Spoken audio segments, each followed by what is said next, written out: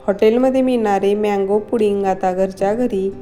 आज मी तुम्हाला हॉटेलमध्ये महाग मिळणारे आणि सर्वांना आवडणारे मँगो पुडिंग अगदी सोप्या पद्धतीने घरच्या घरी कसे बनवायचे ते दाखवणार आहे।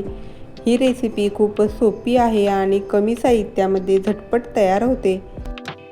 या रेसिपीची खासियत म्हणजे फक्त काही मिनिटात तयार, कमी साहित्य, मुलांपासून मोठ्यांपर्यंत सर्वांना आवडणारी आणि हॉटेलसारखी चव आणि आकर्षक लूक। रेसिपी आवडल्यास रेसिपीला लाईक करा आणि चॅनेलला सबस्क्राईब करायला अजिबात विसरू नका। नमस्कार, सानवीज हेल्दी रेसिपीमध्ये सर्वांचे मनपूर्वक स्वागत। चला तर रेसिपीला सुरुवात करूया। सर्वप्रथम इथे मी 1 कप ताजा मँगो पल्प घेतलेला आहे। हा मँगो पल्प मिक्सरच्या भांड्यामध्ये घालायचा। यामध्ये 3 चमचे साखर घातली आहे।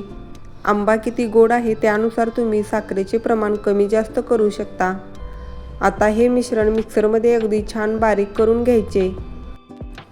आंबा आणि साखर मिक्सरमधून बारीक करून घेतलेला आहे। आता दुसऱ्या छोट्या बाउलमध्ये 2 चमचे कॉर्नफ्लोअर घ्यायचे।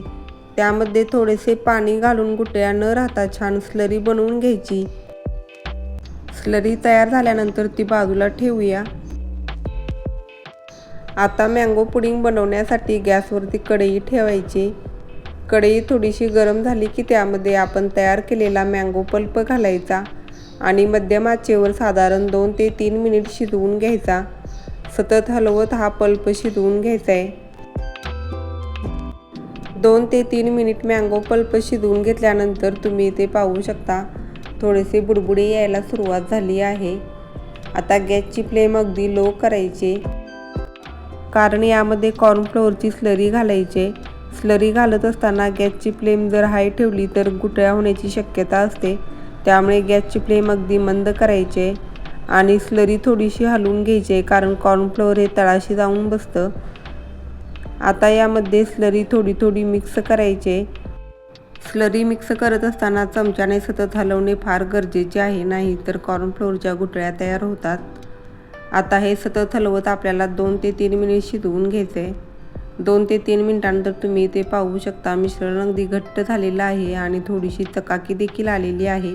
आता लगेच गॅसची फ्लेम बंद करायची आणि हे मिश्रण पूर्णपणे थंड करून घ्यायचे। आता पुडिंगला खास चव देण्यासाठी तसेच वेगळा लूक देण्यासाठी शुगर कॅरमल तयार करूया।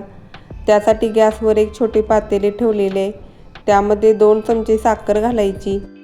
गॅसची फ्लेम अगदी मंद ठेवायची आणि साखर हळूहळू वितळू द्यायची। साखर पूर्णपणे वितळल्यानंतर हलका सोनेरी रंग आला की आपले कॅरमल तयार आहे। लक्षात ठेवा, कॅरमल जास्त वेळ गरम करू नका, नाहीतर त्याची चव कडवट होऊ शकते आणि रंग देखील अगदी काळपट होऊ शकतो। अगदी 1 मिनिटामध्ये साखर पूर्णपणे वितळते। तुम्ही इथे पाहू शकता कॅरमल आता तयार झालेला आहे। साखर पूर्णपणे वितळलेली। काचेच्या बाउलमध्ये खाली तळाला आपण हे कॅरमल घालणार आहोत। बाउलमध्ये कॅरमल तळाशी घातल्यामुळे पुडिंग अगदी व्यवस्थित निघतं आणि पुडिंगला थोडीशी डिझाईन देखील तयार होते। यानंतर त्यावर तयार केलेले मँगोचे मिश्रण घालायचे आणि चमच्याच्या मदतीने थोडंसं पसरवून घ्यायचं, म्हणजे मग अगदी व्यवस्थित सेट होतं। आता हा बाउल कमीत कमी 2 तास फ्रीजमध्ये सेट होण्यासाठी ठेवायचा आहे। आता मी 2 तासानंतर हे पुडिंग बाहेर काढलेलं आहे।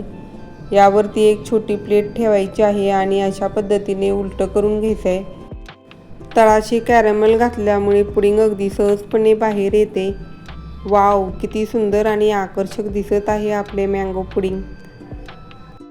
आता याला थोडंसं सजवून घेऊया।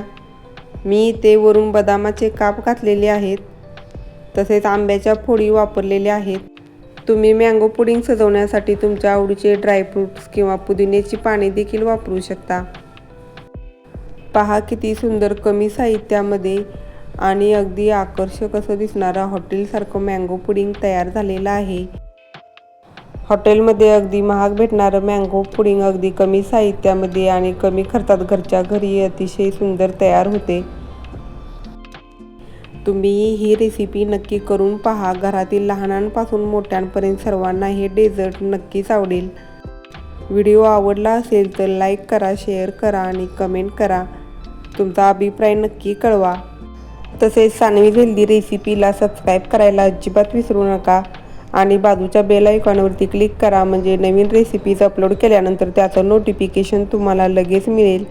पुन्हा भेटूया अशाच नवनवीन रेसिपीज घेऊन. तोपर्यंत धन्यवाद.